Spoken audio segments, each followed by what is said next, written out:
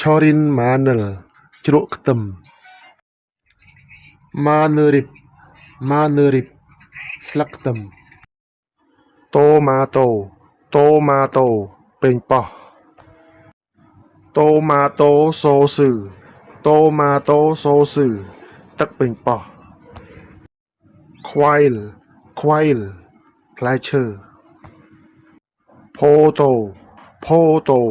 ផ្លែទំពាំងបាយជូរ cherry khoai ផ្លែ cherry សាខ្វាផ្លែប៉ោម mango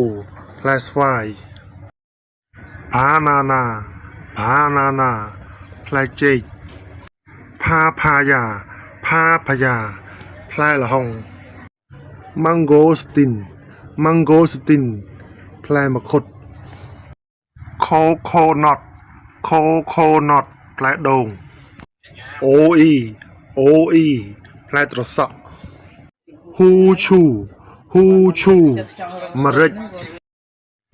កូឈូផ្លែម្ទេស កូឈូខារូម្ទេសម៉ត់ ម៉ាលីនកូឈូម្ទេសក្រៀម ឆូរីនកូឈូម្ទេសត្រាំ ឆូរីនអូអ៊ីត្រសក់ត្រាំ ស៊ូបាក់អលឹក ផាក់ផ្លែឃ្លោក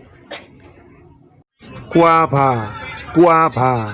ផ្លែត្របែក រ៉ាំពូតាន់ផ្លែសាវម៉ាវ តុងខ្វាផ្លែត្រឡាច ផុកស្ងាផ្លែប៉េះ ខូងសណ្ដែកសៀង ខូងគីរឹមប្រេងសណ្ដែក ខូងណាមុលសណ្ដែកបណ្ដុះ យ៉ាងផែឈូស្ពៃក្តោប វីដេអូបង្រៀនពាក្យភាសាកូរ៉េចប់តែប៉ុណ្ណេះ អរគុណបងប្អូនដែលបានមើលវីដេអូនេះតាំងពីដើមដល់ចប់ហើយបងប្អូនដែលចូលមើលថ្មីសូមជួយ Subscribe និងដាក់រូបសញ្ញាកណ្ដឹងឲ្យម្នាក់មួយផងដើម្បីទទួលបានវីដេអូថ្មីបន្ថែមទៀត អរគុណជម្រាបលាជួបគ្នាវីដេអូក្រោយ